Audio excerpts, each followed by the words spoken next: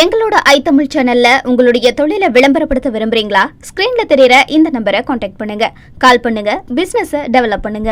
Result வரதுக்கு முன்னாடி நீங்கள் எக்ஸாம் எழுதுனீங்களா? அந்த மாதிரி இது வந்து கரெக்டாக போயிட்டு ப்ராசஸாக நீங்கள் இதெல்லாம் பண்ணிருக்கீங்களான்னு நான் கேட்குறேன். எந்தெந்த நிறுவனம் வந்து சர்வே வெளியிட்டுச்சு? சீவோட்டஸும் அண்ட் டைம்ஸ் நவ் இன்னும் சில இதெல்லாமே இருக்குது. இப்போது ரீசெண்டாக வந்து ஒரு கோடி ரூபாய் ஒரு தொகுதிக்கு செலவு பண்ணி அவங்க வந்து இது செஞ்சுருக்காங்கன்னு நினைக்கிறீங்களா? இந்த 1 கோடி ரூபாய் அவங்க செலவு பண்ணி செய்ய வேண்டிய அவசியம் அவங்களுக்கு என்ன? அந்த காசு அவங்களுக்கு யார் கொடுத்தா? அந்த தொகுதியில் போய் இத்தனை நாள் அவங்க தங்கினதுக்கான ரசீதையோ தங்கினதுக்கான இடத்தையோ ஹோட்டலையோ அதெல்லாம் அவங்க காட்ட முடியுமா? எல்லா இடத்துலையும் சிசிடிவி ஃபுட்டேஜ் இருக்கும்ல. ஒரு கேமரா தூக்கிட்டு மைக்கை தூக்கிட்டு நீ மக்கள்கிட்ட பொது இடத்துல தானே போய் கேட்பேன். ரகசியமாக வீட்டுக்குள்ளே போய் கேட்க மாட்டேல, ரகசியமாக கை துண்டு போட்டு பேச மாட்டேல. அப்போ அதெல்லாம் அவங்க காட்டுவாங்களா? கருத்து கணிப்பு வெளியிடுவதற்காக பெருமளவுக்கு வந்து பணத்தை கொடுப்பதாக ஒரு குற்றச்சாட்டு வந்துக்கிட்டே இருக்குது. குற்றச்சாட்டு வந்து எப்படின்னாக்கா பல ஊடகங்களே இது வந்துக்கிட்டு இருக்கு. தனக்கு சார்ந்த மீடியாக்களை வந்து தன்வசம் வைத்துக்கொண்டு அவர்களுக்கு சாதகமாக ஒரு கருத்து கணிப்பு வெளியிட சொல்லி ஏன் வெளியிட சொல்கிறாங்க 39 அவங்க வர மாதிரினாக்கா, ஸோ பணத்தை கொடுத்து அப்போ நல்ல எல்லா விஷயத்தையும் பொருத்தி பாருங்கள். பணத்தை கொடுத்து ஓட்டை அறுவடை செய்யலை, ஓட்டை திருடுவதற்கான எல்லா வேலையும் திமுக செய்து கொண்டு இருக்கணும் பொழுது இந்த கருத்து கணிப்பு எதன் அடிப்படையில் அவங்க வெளியிடுறாங்க? இல்லை, காங்கிரஸ்க்கு வெற்றி வாய்ப்பு அதிகம் அப்படின்னு சொல்லியிருந்தாலுமே இப்ராஹிம் அவர்கள் இதை தான் கேட்பார். ஏவா வேலுவினுடைய மகன் ஏவாவே கம்பன் அவருக்கு வந்து வாய்ப்பு வழங்க. அவருக்கு எவ்வளோ சொத்து இருக்குது, எங்கெங்க சொத்து இருக்குன்னு என் பிள்ளைக்கு இருக்குது, என் முன்னாடி இருக்குன்னு எனக்கே தெரியலன்னு சொன்னாலும் மறுபடியும் ஒரு மகனுக்கு கொடுக்குறதா என்ன ஆகும்போது எத்தனை ஆயிரம் கோடி சொத்து இருக்குன்னு தெரியாத ஒரு நபர்களை மீண்டும் நிற்க வைப்பதால் மீண்டும் இது போல் ஊரை கொள்ளடிச்சு பல ஆயிரம் கோடி சொத்து சேர்ப்பாங்களே தவிர மீஞ்சி என் மக்களுக்கு என்ன நடந்துட்டு போகுது? திமுக அறிமுகப்படுத்தி ஒரு ஃபோன் நம்பர் கொடுத்து மக்கள்கிட்ட வந்து கருத்து கேட்குறாங்களாம். இப்போ மக்கள்கிட்ட வந்து அந்த நம்பர் கொடுத்து ஃபோன் பண்ண சொல்லியிருக்காங்க. அந்த நம்பர் கொடுத்து நம்ம ஃபோன் பண்ணோம்னா நம்ம கருத்தை பதிவு பண்ணலாம். நம்ம என்ன கருத்து பதிவு பண்ணுறோம்? திமுக அந்த வாட்டி வர வேண்டாம், எங்களுக்கு நீங்கள் வேண்டாம், நீங்கள் இங்கேருந்து வெளியில் போயிட்டாலே எங்களுக்கு செய்கிற பெரிய ஒரு இது. நாங்கள் வந்து சாதிய ரீதியான அடக்குமுறைக்கு உள்ளாக்கப்பட மாட்டோம், எங்களுடைய இயற்கை வளங்கள் கனிம வளங்கள் திருடப்படாது, இங்கே இருக்கக்கூடிய மக்கள் செழிப்பாக இருப்பாங்க, நீங்கள் போயிருங்கன்னு சொல்கிறோம். ஏற்றுப்பாங்களா?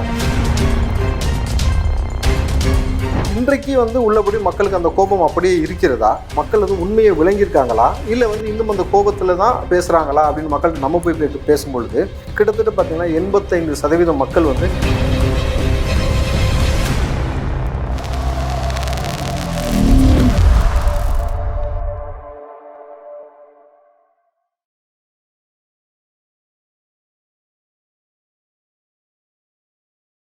ஐ தமிழ் நேயர்கள் அனைவருக்கும் அன்பு வணக்கம். இன்றைய சிறப்பு நேர்காணலில் நம்மோடு இணைந்திருக்கிறார் காங்கிரஸ் கட்சியைச் சேர்ந்த திரு ராவுத்தர் இப்ராஹிம் அவர்கள். அவரிடம் தற்போதைய அரசியல் சூழல்கள் குறித்து பேசலாம். வணக்கம் சார். வணக்கம் கோபி. நல்லா இருக்கீங்களா? அதாவது இப்போது நாடாளுமன்ற தேர்தல் நெருங்கிட்டு வர நிலையில் அது தேர்தல் குறித்த கருத்து கணிப்புகள் ரொம்பவே கவனிக்கப்படுது. ஸோ அந்த வகையில் சீவோட்டர் அண்ட் டைம்ஸ் நவ் அவங்க வெளியிட்ட கருத்து கணிப்பு, அதில் நான் இப்போது நம்ம தமிழ்நாடு பற்றி பேசலாம்னு நினைக்கிறேன். ஸோ அதில் வந்து தமிழ்நாட்டில் இப்போ சீவோட்டர்ஸ் வெளியிட்டதில் எல்லா தொகுதிகளையும் திமுக கூட்டணி கைப்பற்றும் அப்படின்னு சொல்லியிருக்கிறாங்க. ஸோ அதுக்கப்புறம் டைம்ஸ் நவ்வில் 36 இடங்கள் சொல்லியிருக்கிறாங்க திமுகவுக்கு. அதுபோக பார்த்திங்கன்னா ஏடிஎம்கேக்கு 2, பிஜேபிக்கு 1 அப்படின்றத சொல்லியிருக்காங்க. ஸோ இந்த ஒப்பீனியன் போல் பற்றின உங்களோட பார்வை என்னவா இருக்குது? தூங்கி எந்திரிச்சு அவங்க கனவுல வந்து இதை போட்டாங்க போட்டிருக்கு. வேறு ஒன்றும் இல்லை. மக்கள்கிட்ட போய் கருத்து கேட்டாங்களா? களத்தில் போய் நின்னாங்களா? மக்களுடைய கருத்தை வந்து நம்ம டெய்லி கேட்டுக்கிட்டு இருக்கிறோம். களத்துக்கு போய் நம்ம டிசம்பர்லேருந்து ஐ திங்க் ஜனவரி 25 நினைக்கிறேன், 25 28 அது வரைக்கும் அந்த கருத்து கணிப்பு நடத்தப்பட்டிருக்கு அப்படின்றதையும் சொல்லிட்டு தான் சொல்லியிருக்காங்க. அதான் சொல்கிறேன், நீங்கள் சொன்னது போல் தூங்கி எந்திரிச்சது உடனே அப்படி கிடையாது. இதுக்குன்னு ஒரு மாத காலமாக ஒர்க்ஸ் பண்ணி தான் பண்ணியிருக்கிறாங்க திமுக. நான் விசாரித்த வரைக்கும் திமுக வந்து தனக்கு சாதகமாக கருத்து கணிப்பு வெளியிடுவதற்காக பெருமளவுக்கு வந்து பணத்தை கொடுப்பதாக ஒரு குற்றச்சாட்டு வந்துக்கிட்டே இருக்குது. குற்றச்சாட்டு வந்து எப்படின்னாக்கா பல ஊடகங்களே இது வந்துக்கிட்டு இருக்கு. தனக்கு சார்ந்த மீடியாக்களை வந்து தன்வசம் வைத்துக்கொண்டு அவர்களுக்கு சாதகமாக ஒரு கருத்து கணிப்பு வெளியிட சொல்லி ஏன் வெளியிட சொல்கிறாங்க 39 அவங்க வர மாதிரினாக்கா, அவர்கள் திமுக இந்த முறை வந்து பணத்தை வந்து வாரி இறைப்பதற்கு தயாராகி விட்டார்கள்ன்றது தான் பிரத்யேகமாக இருக்கக்கூடிய விஷயம். இப்போ முதல்வர் ஸ்பெயின் போனது எதற்காகனாக்கா, இங்கே இடி ஐடிலாம் பணத்தை முடைக்கிருச்சு, மணல் மாஃபியாவுடைய பணத்தையும் முடைக்கிருச்சு. எலெக்ஷனுக்கு வந்து இவர்கள் பெரும் தொகையாக பதுக்கி வைத்திருக்க பணத்தை வந்து இவர்களை சார்ந்த நபர்களிடம் கொடுத்து, நல்லா பாருங்கள், டி நகரில் ஒரு ஆள், ஈரோடில் ஒரு ஆள் இருக்கக்கூடிய கம்பெனி எல்லாத்தையும் கொண்டு போய் கொடுத்து மறுபடியும் அந்த பணத்தை கொடுக்க சொன்னதாகவும் ஒரு தகவல் வந்துக்கிட்டு இருக்குது. ஸோ அது வந்து நீங்கள் இடி ஐடியை முடக்க முடியாது இல்லையா? ஓகே. ஸோ அப்படி இங்கு பணம் முடக்கப்பட்டதுனால வெளிநாட்டிலிருந்து முதலீடு பண்ணுவது போல தேர்தலுக்கு தேவையான பணத்தை அதை வந்து இடி ஐடியை கை வைக்க முடியாது. முறையாக வந்து இந்த கம்பெனி மூலமாக எங்களுக்கு வந்திருக்கு அப்படின்ற மாதிரி அந்த ஒரு அமௌண்ட்டை வச்சுக்கிட்டு இவங்க கருத்து கணிப்பு வெளியிட வைக்கிறாங்க. ஏன்னாக்கா நானுமே இப்போ சமீபமாக எல்லா நபர்களிடம் சேர்ந்து நம்ம பல இடத்துக்கு பயணம் பண்ணிக்கிட்டு இருக்கிறோம், மக்களிடம் கருத்து கேட்டுக்கொண்டு இருக்கிறோம். ஏன்னா எலெக்ஷன் நெருங்கிறதுனால பெருவெள்ளத்தில் போதும் மக்களுக்கு வந்து மிகப்பெரிய அதிருப்தி இருந்துச்சு இல்லையா. இனி திமுகக்காரன் ஓட்டு கேட்டு வந்தால் செருப்பால் அடிப்போம்னு சொன்னாங்க. கலைஞர் கலைஞர் நூறு நடத்தினாங்க, அதையும் புறக்கணிச்சிட்டாங்க. இப்போ ஆடலும் பாடலத்தையும் சேலத்தில் மாநாடு நடத்தின அப்படிலாம் உதயநிதி அதையும் புறக்கணிச்சிட்டு வந்தவங்கலாம் யாருன்னு பார்த்தா திருட்டு வேலை இருக்கிறான். அண்டா திருடுறது, தட்டு திருடு, கோணி திருடுன்னு எல்லாத்தையும் திருட்டானுங்க. ஒரு பக்கம் பெண்களோட அறகுறை நடனமாக இருக்குது, இன்னொரு பக்கம் சீட்டாட்டம். ஸோ இதை தாண்டி இன்றைக்கு வந்து உள்ளபடி மக்களுக்கு அந்த கோபம் அப்படியே இருக்கிறதா, மக்கள் வந்து உண்மையை விளங்கியிருக்காங்களா, இல்லை வந்து இன்னும் அந்த கோபத்தில் தான் பேசுகிறாங்களா அப்படின்னு மக்கள்கிட்ட நம்ம போய் பேசும்பொழுது கிட்டத்தட்ட பார்த்திங்கன்னா 85% மக்கள் வந்து நிச்சயமாக திமுகவுக்கு ஓட்டு போடலைன்னு சொல்கிறாங்க. அதில் திமுக காரர்கள் அவங்களும் இருக்கிறாங்க. சொன்னவர்களே வந்து பார்த்திங்கன்னா பெரும்பாலும் வந்து நாங்களாம் வழி வழியாக திமுக இருக்கக்கூடிய, அதே மாதிரி மாணவ பிள்ளைகள்கிட்ட நம்ம பேசுகிறோம். ஏன்னா வந்து நீங்கள் குறிப்பாக ஜெகத் ரட்சகன் காலேஜில் ஆரம்பித்ததான் அந்த சர்வே, அவர் வச்சுருக்காரு இல்லையா கல்லூரி நிறுவனங்கள், ஏன்னா அவர் தான் மெயினாக மாட்டி அவர் தான் வந்து கல்லூரிகளில் பார்த்தீங்கன்னா பணத்தை கொண்டு போய் பணத்தை கூட ஒழிச்சு வச்சது. உலக நாடுகள் முழுக்க இன்வெஸ்ட்மெண்ட் பண்ணிவிட்டு மிச்சம் இருக்க பணத்தை எங்கே பதுக்குறதுன்னு தெரியாமல் பணத்தோட வந்து பணத்தை பதுக்கி வைத்தார், தங்கம்லாம் பதுக்கி வச்சார். அப்போ அந்த மாணவ பிள்ளைகள்கிட்ட கேட்கும் பொழுது அவர்கள் என்ன சிக்கல்களை சந்திக்கிறார்கள், இந்த திமுக ஆட்சி காலத்தில் இந்த கல்லூரிகளில் வந்து எப்படிலாம் பணம் வாங்கிட்டு முறையாக வந்து கட்டணம் கொடுக்காம அதுக்கான ரசீது கொடுப்பதில்லை, மாணவர்களை எப்படி அடக்குறாங்கன்றத அந்த மாணவ பிள்ளைகளே சொல்கிறாங்க. முதல் தர வாக்காளர்கள் அவங்க என்ன சொல்கிறாங்க, நிச்சயமாக திமுக போட மாட்டோம் அப்படின்ட்டு. ஸோ இப்போ இன்றைக்கி வரைக்கும் நம்ம போய் பார்க்கும் பொழுது இருக்கக்கூடிய அதிருப்தி வந்து பயங்கரமாக நீடிச்சுக்கிட்டு இருக்குது. அப்படி இருக்கும்போது எப்படி 39 தொகுதி கைப்பற்ற முடியும்? நம்ம செய்த சாதனையை சொன்னாலே நமக்கு ஓட்டு கிடச்சுன்னு சொல்ல முடியல. பார்த்தீங்களா, எப்படியாவது என்ன செய்வே தெரியாது, தோக்கக்கூடாது, தோற்ற அவன் பதவியை பிடிங்கிருவேன்னா அப்போ அவன் என்ன செய்வாங்க மாவட்ட செயலாளர்கள்? ஸோ பணத்தை கொடுத்து, அப்போது நல்ல எல்லா விஷயத்தையும் பொருத்தி பாருங்கள், பணத்தை கொடுத்து ஓட்டை அறுவடை செய்யலை, ஓட்டை திருடுவதற்கான எல்லா வேலையும் திமுக செய்து கொண்டு இருக்கணும் பொழுது இந்த கருத்து கணிப்பு எதன் அடிப்படையில் அவங்க வெளியிடுறாங்க? முதல்ல சர்வே பொதுவாகவே வந்து ஒரு ஆளும் கட்சி தான் நாடாளுமன்ற தேர்தலில் அதிக இடங்களை பிடிப்பாங்கன்றது காலமாக நடந்துக்கிட்டு இருக்கிறது தானே. இப்போ இதுக்கு முன்னாடி அதிமுக ஆட்சி காலத்தில் அதிமுக கைப்பற்றியது, இப்போ வந்து இவங்க பண்ணுறாங்க அப்படின்ற மாதிரி அந்த கோணத்தில் ஒரு விஷயம் பார்க்கப்படுது இல்லையா. இங்கே மத்தியில் இருக்கிற பிஜேபிக்கு எதிராக இருக்கிற கட்சி, தமிழ்நாட்டில் பிஜேபிக்கு எதிரான ஒரு மனப்பான்மை இருக்கிறது. ஸோ அந்த வகையில் திமுக மக்கள் சொல்கிறேன், மக்கள் மனப்பான்மையில் இருக்கிறாங்க. அதனால திமுகவுக்கு வெற்றி வாய்ப்புகள் அதிகம். நாடாளுமன்ற தேர்தலில், சட்டமன்ற தேர்தல் வேறு மாதிரி இருக்கும், அதை விட்டுறலாம். பட் நாடாளுமன்ற தேர்தல் இதுதான், திமுகவுக்கு தான் வெற்றி வாய்ப்பு அதிகம் அப்படிங்கிறதையும் சொல்கிறாங்க இங்கே இருக்கிற அரசியல் விமர்சகர்களாக இருக்கட்டும், ஆய்வாளர்களாக இருக்கட்டும். ஸோ அந்த கோணத்தில் ஏன் பார்க்கக்கூடாது இந்த கருத்து கணிப்புன்றது? முதல்ல கருத்து கணிப்பு சம்மந்தப்பட்ட ஸ்ட்ராட்டஜிக்கலாக அவங்க வந்து படிச்சிருக்காங்களா, அதை சார்ந்த துறை சார்ந்த எல்லாம் வல்லுநர்களாக நீங்கள் ஒரு விஷயம் பார்க்கணும். இப்போ அந்த துறை சார்ந்த வல்லுநர்கள் தான் ரொம்ப ப்ராசஸாக கரெக்டாக முறைப்படுத்தி எடுத்திருப்பாங்க. ஒரு நாடாளுமன்ற தொகுதிக்கு போயிட்டு அந்த மக்களை சந்தித்து இத்தனை விழுக்காடு மக்கள்கிட்ட கருத்து கேட்டு அதுக்கப்புறம் ஃபில்ட்ரேஸ் பண்ணுறதுக்கு எத்தனை நாள் எடுக்கும், எவ்வளவு பணம் செலவாகும், எவ்வளோ பெரிய டீம் வேணும்னு ஒரு விஷயம் இருக்குல்ல. பண்ணியிருக்கிறவங்க ஏதோ டக்குன்னு புதுசாக வந்தவங்க கிடையாது. வோட்டர்ஸ், டைம்ஸ் நவ் இவங்கெல்லாம் ஆண்டாண்டு காலமாக பண்ணிட்டு இருக்கிறவங்க தான். ஆண்டாண்டு காலம் இதில் எவ்வளோ பணம் செலவழிச்சிருக்காங்க சார்? ஒரு எம்பி தொகுதிக்கு நீங்கள் போய் ஒரு சர்வே நடத்தணும்னா குறைஞ்சது 1 கோடி 1.5 கோடி வேணும். ஏன்னா 1 கோடி 1.5 கோடி ஒரு நாளில் சர்வே எடுக்க முடியாது. கிட்டத்தட்ட ஒரு 3 மாத காலமாக வந்து அதை பற்றின ஃபுல்லாக படித்து ஸ்ட்ராட்டஜிக்கலாக படித்து மக்கள்கிட்ட போய் தெரிஞ்சுக்கிட்டு எல்லா மக்கள்கிட்டையும் கருத்து கேட்டு என்னென்ன எல்லா நபரை பற்றியும் கருத்து கேட்கணும் இல்லையா. திமுக, அதிமுக, பிஜேபி, காங்கிரஸ், நாம் தமிழர் எல்லாத்தையும் பற்றி கருத்து கேட்கும் பொழுது இந்த டைம் டியூரேஷன் இருக்குது. இந்த தொகுதியில் போய் தங்கியிருக்கேன்னு சொல்கிறாங்கல்ல, அந்த தொகுதியில் போய் இத்தனை நாள் அவங்க தங்கினதுக்கான ரசீதையோ தங்கினதுக்கான இடத்தையோ ஹோட்டலையோ அதெல்லாம் அவங்க காட்ட முடியுமா? எவ்வளோ நாள் அவங்க தங்கியிருந்தாங்கன்னு காட்ட முடியுமா? எங்கே உணவு ஆர்டர் பண்ணி சாப்பிட்டாங்க, எந்த இடத்துல தங்கியிருந்தாங்க, எந்தெந்த தொகுதிக்கு போனாங்க, எல்லா இடத்துலையும் சிசிடிவி ஃபுட்டேஜ் இருக்கும்ல. ஒரு கேமரா தூக்கிட்டு மைக்கை தூக்கிட்டு நீ மக்கள்கிட்ட பொது இடத்துல தானே போய் கேட்ப, ரகசியமாக வீட்டுக்குள்ளே போய் கேட்க மாட்டேல, ரகசியமாக கைங்கை துண்டு போட்டு பேச மாட்டேல. அப்போ அதெல்லாம் அவங்க காட்டுவாங்களா? நீங்கள் ஊடகம் வந்து காட்டுவீங்களா நீங்கள் போயிட்டு? அப்போ இதெல்லாம் மடைமாற்ற விஷயம். நான் சொன்னபடி ஒரு தொகுதியில் போய் தங்கி இத்தனை நாள் தங்கினாங்க, இவ்வளோ பெரிய டீம் தங்கிச்சு, இந்த ஹோட்டலில் தங்கினாங்க, இவ்வளோ நாள் சாப்பிட்ருக்காங்க, இத்தனை தெருவுக்கு போயிருக்காங்க, இந்த தெருவில் போயிருக்காங்க, இத்தனை சிசிடிவி ஃபுட்டேஜ் இருக்குது, இங்கே எங்கே போலீஸோட அப்ரூவல் வாங்கியிருக்காங்க, எல்லாத்தையும் அவங்க வெளியிடுவாங்களா? அப்போ அது வெளியிடுவதற்கு அவங்க தயாராக. ரெண்டாவது இதை செய்வதற்கு நான் சொன்னல இந்த ப்ராசஸ் செய்வதற்கு எவ்வளோ பணம் செலவாகும்னு உங்களுக்கு தெரியுமா? அப்போது இந்த நிறுவனம் வந்து ஒரு காங்கிரஸ்க்கு வெற்றி வாய்ப்பு அதிகம் அப்படின்னு சொல்லியிருந்தாலுமே இப்ராஹிம் அவர்கள் இதை தான் கேட்பாரா? யாருக்கு வெற்றி வாய்ப்பு அதிகம்னாலும் இதை தான் கேட்பேன். சர்வேன்றது வந்து வேறங்க, எக்ஸாம் மாதிரி, புரியுதுங்களா? நீங்கள் வந்து ரிசல்ட் வர்றதுக்கு முன்னாடி நீங்கள் எக்ஸாம் எழுதுறீங்களா, அந்த மாதிரி இது வந்து கரெக்டாக போயிட்டு ப்ராசஸாக நீங்கள் இதெல்லாம் பண்ணியிருக்கீங்களான்னு நான் கேட்குறேன். இந்த ப்ராசஸ் எதுவுமே முழுமையாக பண்ணாமல் சரி எந்தெந்த நிறுவனம் வந்து சர்வே இப்போ வெளியிட்டுச்சு? வோட்டர்ஸும் அண்ட் டைம்ஸ் நவ் இன்னும் சில இதெல்லாமே இருக்குது. இப்போது ரீசெண்டாக வெளியிடப்பட்டு வந்து ஒரு கோடி ரூபாய் ஒரு தொகுதிக்கு செலவு பண்ணி அவங்க வந்து இது செஞ்சுருக்காங்கன்னு நினைக்கிறீங்களா? இந்த 1 கோடி ரூபாய் அவங்க செலவு பண்ணி செய்ய வேண்டிய அவசியம் அவங்களுக்கு என்ன? அந்த காசு அவங்களுக்கு யார் கொடுத்தா? இந்த கேள்வி இருக்குல்ல. இப்போது டைம்ஸ் நான் 1 கோடி ரூபாய் தூக்கி கொண்டு போய் தெருவில் போடுவாங்களா? உதயநிதி மாதிரி அவங்களுக்கு என்ன கிறுக்கா பிடிச்சிருக்கு? 40 கோடி கொண்டு போய் ஃபார்முலா கார் ரெஸ்டாரண்ட் நடத்துறேன்னு சொல்லி தெருவில் போட்டார்ல, அந்த காசு தெருவிட போச்சா? வராதுன்னு தெரிஞ்சதுக்கப்புறம் அந்த காசை கொண்டு போய் ஒரு போட்டாரா? இப்போ அதே மாதிரி டைம்ஸ் நான் வந்து வராது, இந்த காசு நமக்கு எந்த ஆதாயம் இல்லாமல் 1 கோடி தூக்கி போட்டு திமுக ஜெயிக்கும், திமுக இவ்வளோ இடம் வரும்னு சொல்லுவதற்கான அவசியம் என்ன? அதை நீங்கள் மக்கள் அடிப்படையாக புரிஞ்சுக்கிட்டீங்களா? அவன் 1 கோடி ரூபா கை காசு செலவு பண்ணி செலவு பண்ண தயாரா? அப்போ அந்த ஃபண்டு கொடுத்தது யார்? அப்போ நீ யாருக்காக வேலை செய்கிற? இதை ஈஸியாக புரிஞ்சுக்கலாம், ரொம்ப சிம்பிளாக புரிஞ்சுக்கலாம். ஏன் சொல்கிறேன்னா, நம்ம வந்து மக்கள்கிட்ட நாலு ஒரு மாரி பொழுது வேணும்னு பழகிறோம், போகிறோம், கேட்குறோம், நம்மளும் பெரிய டீம் வச்சு இயங்கிக்கிட்டு இருக்கிறோம். இங்கே போய் கேட்கும் பொழுது ஒவ்வொரு தொகுதிக்கும் வரக்கூடிய பதில்கள் வித்தியாசமாக இருக்கிறது. சில தொகுதிகளில் பார்த்தீங்கன்னா அதிமுக முன்னிலையில் இருக்குது. சில தொகுதிகளில் பார்த்தீங்கன்னா ஒரு சில இடங்களில் காங்கிரஸை வந்து அங்கே முன்னிலைப்படுத்துகிறாங்க. சில தொகுதிகளில் பிஜேபிக்கு நாங்கள் இந்த முறை வாக்கு போடுவோம்னு சொல்கிறாங்க. சில தொகுதிகளில் நாம் தமிழருக்கு நம்ம வாக்கு அதிகமாக போடுவோம்னு சொல்கிறாங்க. அப்போ களம் வந்து மாறிக்கிட்டே இருக்குது. இவங்க எதை வச்சு 39 தொகுதியும் திமுக தான் கைப்பற்றும்னு சொல்கிறாங்க? அந்த அளவுக்கு நம்ம என்ன முட்டாளா? ஸோ இந்த உருட்டுலேயே இது ரொம்ப புதுரகமான உருட்டு, புரியுதுங்களா? ஒரு 10 லட்சம் 20 லட்சம் மெயினாக நாளுக்கு கம்பெனிக்கு காசு கொடுத்துட்டாங்கன்னு வச்சுங்களேன், வாங்கிட்டு அவங்க இஷ்டத்துக்கு ஏதாவது ஒன்று பேசி விடுறது, நாங்கள் எலெக்ஷன் இதில் மக்கள்கிட்ட காசு கொடுத்து நாங்கள் ஜெயிச்சுக்கிறோம்னு சொல்லக்கூடிய அந்த பித்தலாட்டத்தனம் தானே தவிர, உள்ளபடி நான் சொன்ன மாதிரி அவங்க எல்லாத்தையும் காட்டுவாங்களா? இது ஒரு விஷயம் இருக்குல்ல. ஏன்னா எதுக்காக சொல்கிறேன்னா, இப்போ நான் சொல்லக்கூடிய பட்டியல் பேர் பாருங்கள், இவங்கெல்லாம் எம்பி. இதில் நான் சொல்லும்போதே இந்த பேரெல்லாம் இருக்காங்களா எம்பியான்னு சொல்லி உங்களுக்கே தோணும், மக்களுக்கும் கண்டிப்பாக தோணும். பாருங்கள், இப்போ முதல் பேர் சொன்ன உடனே ரொம்ப பரிச்சயமாக தோணும். ஆமாம்ல, திருட்டு போயிடல அப்படின்ற அளவுக்கு மக்கள் பெரும்பாலும் பேசின ஒரு பேர் ஜெகத் ரட்சகன். ஓகேங்களா? அடுத்து தயாநிதி மாறன், உட்கார உதவாங்க போகிற நாடாளுமன்றத்தில் பேசினவர். ஜெகத் ரட்சகன் யார்? அரக்கோணம் தொகுதி. பணத்தை கொண்டு போய் பிணத்தோடு ஒழிச்சு வச்சு, நகையும் பிணத்தையும் அவருடைய மருத்துவக் கல்லூரியில் ஒழிச்சு வச்சு பல ஆயிரம் கோடி வந்து வரி ஊழல் செய்த ஒரு நபர். கலாநிதி வீராசாமி, இவர் எம்பியாங்க சென்னை நாட்டில். அவர் கேள்விப்பட்டிருக்கீங்களா? அவர் யாருடைய புள்ள? ஆற்காடு வீராசாமியோட புள்ள. இவர் எம்பியாக இருக்கிறான்றது பல பேருக்கு வந்து எம்பி அப்படின்றத நம்ம தான் இப்போ ஞாபகப்படுத்த வேண்டிய நிலைமையில் இருக்குது. தமிழச்சி தங்கபாண்டியன், இவங்க ரொம்ப பிரபலம். ஏன்னா உதயநிதியை வந்து இவங்க எப்படி களத்தில் செயல்படுவாங்கன்னு பேசாமல் இவங்க அழகை பற்றி வர்ணித்து பேசினவர்.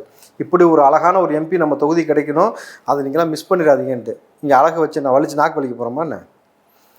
ஒரு எம்பி அறிமுகப்படுத்தும் போது எதை சொல்லி அறிமுகம்? சினிமாக்காரன் புத்தி சொல்லலை, எந்த அறிவுமே புரிதலுமே இல்லாமல், எந்த முறையில் ஒரு பெண்ணை வந்து அறிமுகப்படுத்தணும்னு ஒரு அறிவு இல்லாமல், அதனால தான் இப்போ உதயநிதி வந்து ஆடலும் பாடல் நிகழ்ச்சி நடத்துனது அவருடைய மாநாட்டில். இப்படி ஒரு அழகான ஒரு கேண்டிடேட்டை நீங்கள் மிஸ் பண்ணிடாதீங்கன்னு சொன்னால் அந்த அம்மா வெக்கம் வேறப்படும், வெக்கம் இல்லாமல் கர்மத்தை. சரி, ஓகே. டிஆர்பி ரமேஷ் கூடலூர், இப்படி ஒரு எம்பி இருக்காராங்க. ஓகேங்களா? DMK MP. செந்தில்குமார் ரொம்ப பிரபலமான நபர், கோமுத்ரா. வேலுச்சாமி திண்டுக்கல்லில், கேள்விப்பட்டிருக்கீங்களா? மக்கள் தான் சொல்லணும். கணேஷ் மூர்த்தி ஈரோடு. கௌதம சிகாமணி, ஒரு அடிக்கடி சும்மா தலையை காட்டுவாப்புல. செல்வம் காஞ்சிபுரத்தில். ராமலிங்கம் மயிலாடுதுறை. இதெல்லாம் கேள்விப்பட்ட மாதிரி பல மக்களுக்கு பரிச்சயமே இல்லாத நபர்களும் ஓட்டு வாங்கும் போது பார்த்தவங்களா இருப்பாங்க, அதுக்கப்புறம் ஆளை பார்த்துருக்க முடியாது. சின்ராசு நாமக்கல். ராசா ஆண்டிமுத்து ராசா 2G இப்போ ரொம்ப பரபரப்பாக போயிட்டுருக்கார்ல. நம்மால் தான் வந்து மலமல்லும் சமூகம்னு பேசினது, ரொம்ப எம்ஜிஆரை குறித்து சர்ச்சையாக பேசினவர், மோடியை குறித்து ஒரு மிருகத்தோடு ஒப்பிட்டு பேசக்கூடிய நபர், ரொம்ப பிரபலம். டிஆர் பாலு, எல்முருகன் அன்ஃபிட்னு சொன்னவர். பல கோயில்களை நான் எடுத்திருக்கிறேன், 100 வருட பாரம்பரிய கோயிலை எடுத்திருக்கிறேன், சிவன் கோயில், பார்வதி கோயில், லக்ஷ்மி கோயில். ஆனால் எனக்கு ஓட்டு கிடைக்கான்னு தெரியும், எப்படி ஓட்டை வாங்கணும் காசு கொடுத்து எனக்கு தெரியும்னு மேடையிலேயே பேசின ஒரு ஆள். கனிமொழி, இருக்கக்கூடிய நபர்களுடைய தாலியெல்லாம் அக்கிறது வந்து இந்த சாராயம் தான். அந்த சாராயத்தை இப்போ எங்கள் ஆட்சியில் வந்து ரொம்ப இயல்பாக மலிவாக கொடுத்துக்கிட்டு இருக்கோம். அடுத்து டெட்ரா பேக்கில் கொடுக்க போகிறோம். இந்த முறை நாங்கள் எதுவும் போராட மாட்டோம். எங்கள் அண்ணன் வந்து இதெல்லாம் சாராயத்தை விற்கிறதுக்கான ஸ்ட்ராட்டஜிக்கலாக வந்து அடுத்து டெட்ரா பேக் கொண்டு வர போகிறாரு. அடுத்து அதை வந்து நான் பிரச்சாரத்துக்கு கொண்டு வருவேன்னு சொல்லி பேசக்கூடிய நபர் இவங்களாம். இப்போ நான் வாசித்த பட்டியலில் யார் பிரபலமாக இருக்காங்களோ எல்லாமே ப்ராப்ளமாக இருக்காங்களா? எவ்வளோ சர்ச்சையான வகையில் இருக்கிறாங்கன்னு உங்களுக்கு தெரியுதுங்களா? இதில் எம்ஆர் காந்தி. இப்போ நீங்கள் எதுக்கு அதை சொல்கிறேன்னா, இப்போ இந்த பட்டியலில் இப்போ நம்ம போய் இப்போ அரக்கோணம் தொகுதிக்கே நம்ம அங்கே போய் விசாரிக்கும் பொழுது அவங்க சொன்ன விஷயம் என்னன்னாக்கா, ஜெகத் ரட்சகன் மீண்டும் அங்கே வருவதற்காக என்னென்ன வேலை செஞ்சுருக்காரு. இது வரைக்கும் இந்த தொகுதியில் 2 முறை ஜெயிச்சிருக்காரு. 2 முறை ஜெயிச்சு தொகுதிக்கு ஏதாவது செஞ்சுருக்காருன்னு பார்த்தா ஒன்றுமே செய்யலை. இதுவரையும் தொகுதி பக்கமே அவர் வந்தது கிடையாது. ஏன்னா அவருக்கு சென்னையில் தான் வேலை. சென்னையில் தான் பார்த்தீங்கன்னா பெரும்பாலுமே அவர் இருக்கிறது சென்னையில் தான் வசிக்கிறது, சென்னையில் தான் இருக்கிறது. இங்கே வந்து கிட்டத்தட்ட அவருக்கு 50க்கும் மேற்பட்ட கல்லூரிகள் இருக்குது. அவருடைய வாழ்க்கை ஆரம்ப கட்ட காலம் எங்கே இருந்தது? ஒரு ஒரு ஒரு கான்ஸ்டபிள்னு சொல்கிறாங்க, ஒருத்தர் வந்து இபியில் வேலை செய்கிறதான்னு சொல்கிறாங்க. சரி, எதுலேயே வேலை செஞ்சு போயிட்டு இவ்வளோ தான் அவருடைய வாழ்க்கை ஆரம்பித்தது. இன்றைக்கு இத்தனாயிரம் கோடி அதிபதி கிட்டத்தட்ட நீங்கள் பார்த்தீங்கன்னா சமீபமாக அந்த வரி ஏய்ப்புல வந்து ரைடு வந்தப்போ மாட்டினார். 1250 கோடி வரி மட்டுமே ஏய்ப்பு செஞ்சுருக்காரு. எங்கள் வெறும் கெட்ட வேண்டிய டேக்ஸே வெறும் 1250 கோடினா அவரோட சொத்து மதிப்பு எத்தனை லட்சம் கோடின்னு அவருக்கும் தெரியாது, மக்களுக்கு நம்மளுக்கும் தெரியாது, அந்த அளவுக்கு இருக்குது. ஸோ இவர் வந்து அரக்கோணத்தில் மீண்டும் வந்து நிற்பதற்கு போட்டி போடுவார் அப்படின்னு பார்த்தாக்கா, இவருக்கு கூட வந்து இன்னொரு ஆள் போட்டி போடுறது யாருன்னு பார்த்தீங்கன்னாக்கா காந்தியை. இப்போ நம்ம கைத்தறி இந்த வேஷ்டி சட்டைக்கெல்லாம் வந்து கைத்தறித்துறை அமைச்சர். ஆமாம், அந்த அமைச்சர் தான், கையாலாகாத அமைச்சர், கரெக்டுங்களா? அந்த அமைச்சருக்கு அவருடைய பையன் வினோத், அவர் வந்து இன்னொரு பக்கம் வந்து காந்திகிட்ட வந்து அந்த அவருடைய அமைச்சர் பதவியில் இருக்கும்பொழுது இவர் இன்ஃப்ளூயன்ஸ் பண்ணி அந்த கைத்தறியில் வந்து நீங்கள் ஜருக போடுறதுக்கான ஊழல் செய்தது அவர் மகனுக்கு மிக முக்கியமான பங்கு இருக்குது. அவரும் பார்த்தீங்கன்னா அரக்கோணம் தொகுதியில் சீட்டு கேட்டுட்டு இருக்கிறார். ஓகேங்களா? இங்கே காந்திக்கும் ஜெகத் ரட்சகனுக்குமான உச்சக்கட்ட போர் போயிட்டு இருக்கு. அந்த அரக்கோணத்தில் 2 பேரும் வந்து மிக கடுமையாக மோதிக்கொள்கிறார்கள். ஏன்னாக்கா ஜெகத் ரட்சகன் நின்னாக்கா அதை தோக்க வைக்கிற வேலையை டிஎம்கேல இருக்கக்கூடிய காந்தியோட பையன் வினோத் 2 பேருமே சேர்ந்து அந்த டீம் வந்து செய்வதற்கான எல்லா வேலையும் செஞ்சுக்கிட்டு இருக்கிறாங்க. இன்னொரு பக்கம் பார்த்தீங்கன்னா காந்தி வந்து முதல் முறையாக நீங்கள் பார்த்தீங்கன்னா இந்த வரலாற்றிலேயே வந்து கள்ளசாராயம் விற்று குண்டாஸ் போடப்பட்டு ஒரு வழக்கில் இருந்த ஒரு நபர் தான் வந்து இந்த காந்தி. இந்த பெருமையெல்லாம் திமுகவுக்கு தான் சேரும். புரியுதுங்களா? இப்போ இந்த நபர்கள் வந்து மீண்டும் எம்பியாக வரக்கூடியதுனால என்ன நடக்க போகுதுன்னு ஒரு கேள்வி இருக்குல்ல. இப்போ இந்த நபர்களுக்குள்ளே இருக்கக்கூடிய போட்டி என்னன்னாக்கா, நான் ஜெயிப்பேன், நீ ஜெயிக்கணும், நான் தான் வரணும்னு சொல்லி 2 பேருக்குமே மிக கடுமையான போட்டி. அப்போ திமுக இந்த முறை என்ன செய்கிறாங்கனாக்கா, இருக்கு நான் சொல்கிறேன் பாருங்கள். இப்போது ஜெகத் ரட்சகனுக்கும் காந்தியோடைய மகன் வினோத்துக்கும் இருக்கக்கூடிய இந்த போட்டி இருக்குல்ல, காந்திக்கும் ஜெகத் ரட்சகனுக்கும் தான் நேரடி போட்டின்னு வச்சிங்களேன். அவர் மகனை வந்து எம்பியாக எடுத்துகிட்டு போகிறாங்க. அப்போது திமுக வந்து என்ன ஸ்ட்ராட்டஜி கையாளுதுன்னா, இருவரும் மோதிக்கிறாங்க. இருவரும் வந்து மிகப்பெரிய கடுமையான ஒரு பிரச்சனை போயிட்டு இருக்கு. பத்தாவதுக்கு இதுக்குள்ளே அங்கே வந்து சாதி அரசியல் இன்றைக்கி வந்து ரொம்ப முக்கியமாக ரோல் ப்ளே பண்ணிக்கிட்டு இருக்கு. இப்போ அந்த இடம் வந்து வன்னியர் சமூகத்தை சார்ந்த இடமாக இருப்பதால் வந்து நேரடியாக பாமகவை சார்ந்த நபரையும் அங்கே நிறுத்த போகிறாங்க. ஸோ அவங்க வந்து ஆப்வியஸ்லி வந்து பிஜேபி கூட போகிற மாதிரி இருக்குது, இல்லாட்டி ஏடிஎம்கே கூட, யார் கூட தெரியல. இப்போ யார் கூட வந்தாலும் திமுகவுக்கு எதிராக களம் காண போகிறாங்க. ஸோ இப்போ இங்கே இந்த ஒரு பிரச்சனையை சமாளிக்கணும். இந்த பக்கம் பார்த்தீங்கன்னாக்கா ஜெகத் ரட்சகன் வந்து எவ்வளோ ஊழல் பண்ணிருக்காரு, எவ்வளோ பிரச்சனை போயிருக்குன்னு மக்களுக்கு அப்பட்டமாக தெரிந்த பிறகு அவரை நிப்பாட்டினா தோற்றுருவோன்றது டிஎம்கேக்கு தெரியுது. இப்போ அதனால் பார்த்தீங்கன்னா இன்னொரு பக்கம் காந்தியோட மகனுக்கு கொடுத்தோம்னா அது பெரிய தலைவலியாக போகும். ஜெகத் ரட்சகனே தோக்க வச்சுருவார், 10,000 கோடி இவர் கையில் இருக்குன்னும் பொழுது இருக்குது. இப்போ அதனால் பார்த்தீங்கன்னா அந்த தொகுதியில் வந்து ஏவி சாரதி அப்படின்ற நபரை வந்து நிப்பாட்டலாம்னு சொல்லி கட்சி முடிவு பண்ணியிருக்கிறதாக ஒரு தகவல். ஏன்னா இப்போ வந்து கரப்டட் பாலிடிக்ஸ் அதிகமாக இருக்குது, மக்கள்கிட்ட வந்து ரொம்ப தெளிவாக ஒரு விழிப்புணர்வு வந்துருச்சு. அப்போ கரப்டட் இல்லாத ஒரு நபரை போட்டால் தான் நம்ம ஜெயிக்க முடியும். அந்த கோணத்தில் வந்து ஏவி சாரதியை வந்து இந்த முறை நிறுத்தலான்னு சொல்லிட்டு அவர் வந்து திமுக ராணிப்பேட்டை மாவட்ட பொருளாளராக இருக்கிறார். ஸோ அந்த நபரை வந்து இந்த முறை நிப்பாட்டலாம்னு சொல்லி திமுக வந்து முடிவெடுத்திருப்பதாக ஒரு தகவல் வந்திருக்கு. ஸோ இந்த நபர் மேலே பெரிய அளவுக்கு எந்த குற்றச்சாட்டோ ஒரு கரப்டட் பின்னணியோ இல்லை, மிக எளிமையாக மக்கள்கிட்ட வந்து சென்றடையக்கூடிய பேசக்கூடிய நபராக இருக்கிறதுனால இவரை நிப்பாட்டினா நம்ம வந்து ஜெயிச்சுக்கலாம் அப்படின்ற மாதிரி போயிட்டுருக்கு. அப்போது ஒரு தொகுதிக்குள்ளே எவ்வளோ சிக்கல் இருக்குது பார்த்தீங்களா? அப்படி இருக்கும்போது 39 தொகுதியும் ஜெயிச்சிருவேன்னு சொல்கிறது எப்படி ஏற்புக்குரியதாக இருக்க முடியும்? அப்போ அவங்க திமுக மறுபடியும் ஜெயிக்கணும்னாக்கா இவ்வளோ விஷயம் ஒர்க் அவுட் பண்ண வேண்டியது இருக்குது. ஒரு அரக்கோணம் தொகுதியிலே இவ்வளோ விஷயம் ஒர்க் அவுட் பண்ண வேண்டியது இருக்குது. இப்போ எதுக்கு நான் அரக்கோணம் சொல்லணும்னா, ஃபஸ்ட்டு ஏ வரிசையிலேருந்து ஆரம்பிக்கிறதுனால அரக்கோணத்துலேருந்து அப்படி ஆரம்பிக்கும் பொழுது அந்த வரிசையில் இவர் மிக முக்கியமான நபராக பார்க்கப்படுகிறார். சாரதியை நிப்பாட்டினா பாமக நின்னாலும் ஜெயிக்காது அப்படின்ற மாதிரியான ஒரு விஷயம் அங்கே ஸ்ட்ராட்டஜிக்கலாக ஒர்க் அவுட் ஆகிட்டு இருக்கு. அடுத்து இப்போது இந்த சூழலில் தான் வந்து உத்தேச பட்டியல் அப்படிங்கிறது வெளியாகியிருக்கு. நீங்கள் சொன்ன அந்த அரக்கோணம் தொகுதியில் யார் நிற்க வைக்க போகிறார்கள் அப்படிங்கிற அந்த விஷயம் கூட அந்த உத்தேச பட்டியலில் தான் இடம் பிடிச்சிருக்கு அவருடைய பேர் அப்படிங்கிறது. ஸோ இதில் நம்ம வரிசையாகவும் பார்க்க வேண்டியிருக்கு. அது தொடர்பான சில விவரங்கள் இருக்குது. அது ஒரு பட்டியல் போட்டிருக்கிறாங்க. நம்ம அந்த பட்டியல் குறித்து பேச வேண்டியிருக்கு. ஸோ அந்த வகையில் இப்போ நம்ம சொன்னது போல் அரக்கோணம் தொகுதியில் சொன்னது ஏவி சாரதி அவர் வாய்ப்பு இருக்கிறது அப்படிங்கிறது ஒரு பக்கம் பேசப்பட்டிருக்கும்போது, ஆமாம் ஏவிஎஸ். ஸோ இன்னும் அப்படி பார்த்திங்கன்னா மத்திய சென்னையில் திரும்ப தயாநிதி மாறன் அவருக்கே வந்து வாய்ப்பு கொடுக்கப்படலாம் அப்படிங்கிறதும், வட சென்னையில் வீட்டுக்கு அனுப்பிச்சிருவாங்க நிச்சயமா தயாநிதி மாறன். வட சென்னையில் கலாநிதி வீராசாமிக்கும், தென் சென்னையில் தமிழச்சி தங்கபாண்டியன், அதாவது இப்போ ஸ்ரீபெரும்புதூரில் டிஆர் பாலு. இப்போ என்ன நிலை இருக்கிறதோ அதே நிலையில், ஏன்னா இவங்கெல்லாம் முக்கியமான நபர்கள். டிஆர் பாலு அதுக்காக தானே வந்தார். ஸ்டாலின் வந்து ஸ்பெயினில் வந்தால் முத்தம் கொடுத்தது.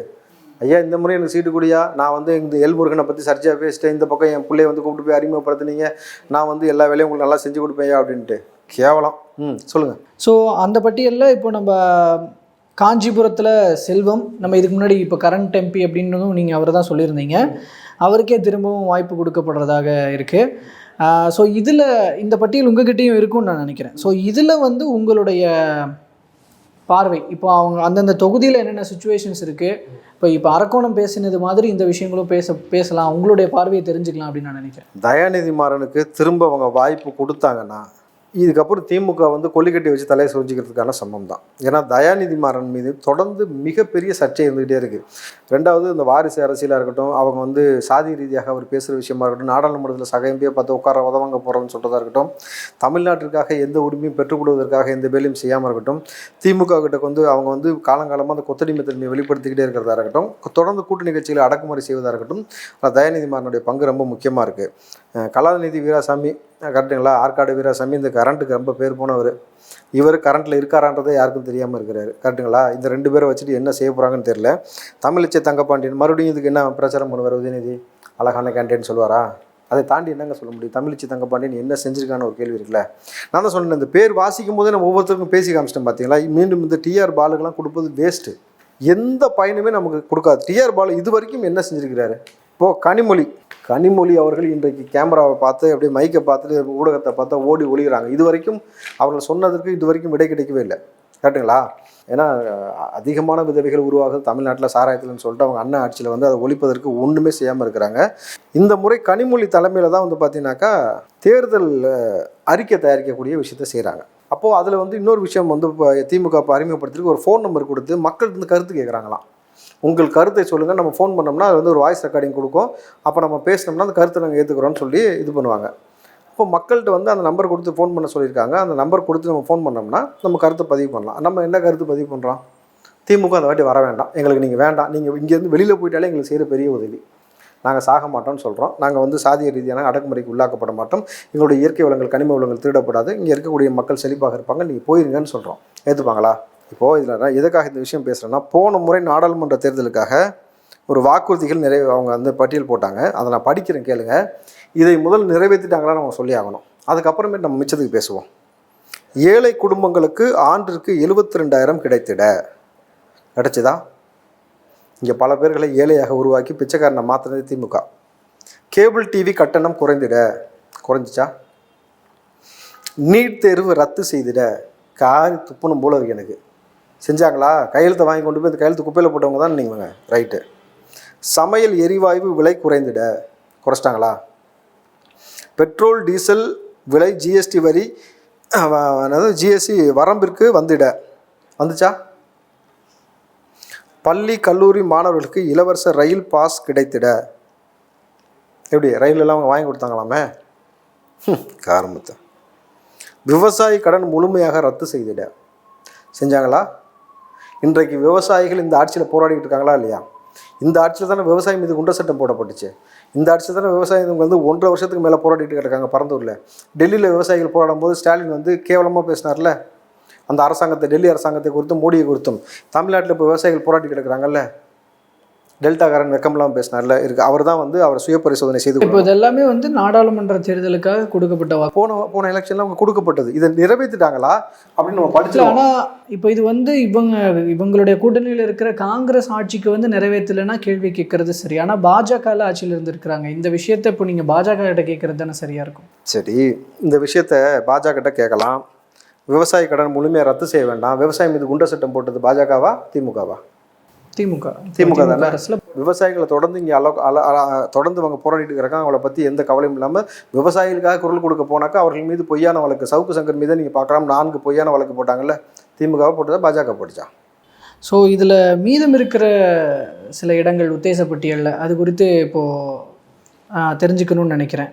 இப்போ உங்ககிட்ட அந்த பட்டியல் இருக்குன்னு நினைக்கிறேன். ஸோ இந்த பட்டியலை நம்ம இன்னும் சில இடங்கள் பேச வேண்டியது இருக்குது. வேலூரில் வந்து கதிரானந்த் அவர் வந்து இருக்கலாம், அவருக்கு வாய்ப்பு வழங்கப்படலாம் அப்படின்னு சொல்லிட்டு சொல்லப்பட்டிருக்கு. திருவண்ணாமலையில் யார் பையன்? துரைமுருகன் அவருடைய பையன். ஸோ திருவண்ணாமலையில் ஏவா வேலு அவருடைய மகனுக்கும், கள்ளக்குறிச்சி பேசியிருந்தோம் கௌதம சிகாமணி சொல்லி துரைமுருகன் பையன் குறித்து போயிடுவோம். துரைமுருகன் தானே பல ஆயிரம் கோடி வந்து சம்பாதிச்சுக்கான்னு சொல்லி குடியாத்த குமரெல்லாம் போட்டது. இன்றைக்கு மணல் மாஃபியாக்கள் வந்து மிக நெருக்கமாக தொடர்பு வைத்துக் கொண்டிருக்கக்கூடிய நபர்கள் இவர்கள் தான். இப்போது மணல் மாஃபியாக்கள் வந்து பல நபர்களை வியோக்களை வெட்டி படுகொலை செய்ததும் இந்த நபர்களுக்காக தான். இவர் மறுபடியும் வந்து நின்று என்ன நடக்க போகுதுன்னு ஒரு விஷயம் இருக்குல்ல. சரி, அடுத்து வந்து ஏவா வேலுவா ஏவா வேலுவினுடைய மகன் ஏவாவே கம்பன் அவருக்கு வந்து வாய்ப்பு வழங்கப்படும். அவருக்கு எவ்வளோ சொத்து இருக்குது, எங்கெங்கே சொத்து இருக்குன்னு என் பிள்ளைக்கு இருக்குது, என் முன்னாடி இருக்குன்னு எனக்கே தெரியலன்னு சொன்னாலும் மறுபடியும் ஒரு மகனுக்கு கொடுக்குறா என்ன ஆகும் போது, எத்தனாயிரம் கோடி சொத்து இருக்குன்னு தெரியாத ஒரு நபர்களே மீண்டும் நிற்க வைப்பதால் மீண்டும் இது போல் ஊரை கொள்ளடிச்சு பல ஆயிரம் கோடி சொத்து சேர்ப்பாங்களே தவிர மீஞ்சி என் மக்களுக்கு என்ன நிலம் நடக்க போகுது? இவர் தானே வந்து விவசாய நிலங்களை பிடிங்கிட்டு விவசாய பூமியில் வந்து பில்டிங் கட்டாமல் வானத்தில் கட்ட முடியும்னு கேட்டார்.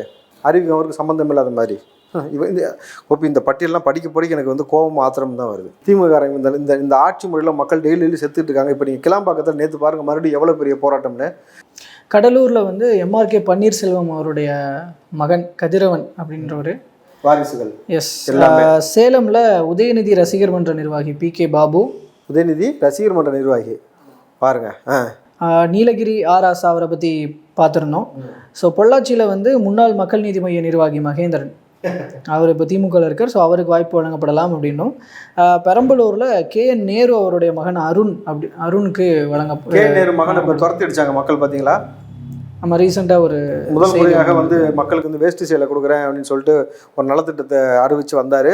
அதில் வந்து திமுக காரங்களே வந்து இந்த உறுப்பினர் அட்டையெல்லாம் தூக்கி போட்டு நீங்கள் தேவையில்லைன்னு சொல்லி அந்த நபர்களை கூட சமாளிக்க வக்கற்று அந்த நிகழ்ச்சியை பாதியில் கேன்சல் பண்ணிட்டு ஓடினாலும் தான் KN நேருடைய மகன் மீண்டும் ஒரு போட்டு என்ன செய்ய போகுது, திருச்சியை தான் கண்ட்ரோலில் வச்சுக்கிட்டு 2 பேரும் அட்ராசிட்டி பண்ணுற மாதிரி மறுபடியும் செய்வதற்கு யாருக்கும் உலகத்திலேயே இந்தியாவிலேயே யார்ட்டும் இல்லாத காரை இறக்குமதி பண்ணுற அளவுக்கு வந்து வசதி வாய்ப்பு வந்து பணத்தை பெருக்கிக்கிட்டவர் தான் நேரு. அப்போ எந்த அளவுக்கு வந்து ஊழல் செஞ்சுட்டு இருக்காங்க நீங்கள் பாருங்கள். மறுபடியும் ஒரு ஜெயிக்க வைக்கிறாங்க. என்ன படம் அடுத்து? தருமபுரியில் முன்னாள் அமைச்சர் பழனியப்பன் அவருக்கு வழங்கப்படலாம். அப்படி இல்லைன்னா செந்தில்குமார், இப்போ இருக்கிற செந்தில்குமார் தானே. எஸ், அது குறித்து பேசிய நாடாளுமன்றத்தில் பேசினவர் தான். திண்டுக்கல்லில் வந்து வேலுசாமி அப்படின்றவருக்கு வழங்கப்படலாம் அப்படிங்கிறது. தூத்துக்குடியில் கனிமொழி நம்ம பேசியிருந்தோம். நெல்லையில் அப்பாவு அவர்களுடைய மகன் அலெக்ஸ் அப்பாவு அவருக்கு வழங்கப்படலாம் அப்படிங்கிறது சொல்லியிருக்காங்க. தென்காசியில் தனுஷ்குமார் அப்படின்றவரும், தஞ்சையில் இப்போ எம்பியாக இருக்கிற SS பழனி மாணிக்கம் இவங்களுக்கும் இப்போ இவங்க எல்லாமே இந்த திமுகவினுடைய உத்தேசப்பட்டு முதல்ல நேர்மையான மனிதராக இல்லை. அவர் மகன்கிட்ட மறுபடியும் கொடுத்து என்ன நடக்க போகுது? நாடாளுமன்றத்தில் அப்பாவை வந்து மனசாட்சி இல்லாமல் பேசாதீங்க. ஒரு மகளிர் வந்து எந்த மகளிரும் 1000 ரூபாய் எங்களுக்கு கிடைக்கல, ஒரு மகளிர் கூட போராடவே இல்லைன்னு சொல்லி வெளிப்படையாக வந்து போய் சொன்னவர் தான் இந்த முதல்வரும் இந்த ஆட்சிக்கு முட்டு கொடுத்த நபர் தான். மீண்டும் அவர் மகன் வந்தாக்கா அதே தானே அவரும் செய்வாங்க. மக்கள் பிரச்சனையை துணிவோடு திராணியோடு தப்புன்னா தப்புன்னு சொல்லணும். ஆட்சியாளர்களாக இருக்கட்டும், யாராக இருந்தாலும் சரி, இவர்கள் செய்யக்கூடிய தப்பு தான். இதை திருத்திக் கொள்ளுங்கள். ஏன்னா நான் பொது வாழ்க்கைக்கு வந்தது MLA ஆகிறது, MP ஆகிறது மக்களுக்காக தானே, உங்களுக்காக கிடையாதுல்ல. மக்கள் பிரதிநிதியாக நீங்கள் வரீங்க, மக்கள் தானே தேர்ந்தெடுக்கிறாங்க. அப்போ மக்களுக்காக நீங்கள் பேசாமல் கடைசி வரைக்கும் உங்கள் கட்சிக்கு கொத்தடிமையாக இருந்து இருக்கக்கூடிய கூட்டணி கட்சியிலும் கொத்தடிமையாக மாற்றி வச்சுருக்கீங்கல்ல, இதுதான் நல்ல ஆட்சி முறையான்னு கேட்குறேன். 8லேருந்து 9 இடம் அதிகபட்சம் நான் சொல்வது. திமுக அவ்வளோதான் வருவதற்கான சாத்தியக்கூறு இருக்குது. நம்ம வந்து போய் களத்தில் வந்து திமுக கூட்டணியா? திமுக கூட்டணி வந்து திமுக கூட கூட்டணி இருந்துச்சுன்னா திமுக கூட்டணி ஜெயிக்காது.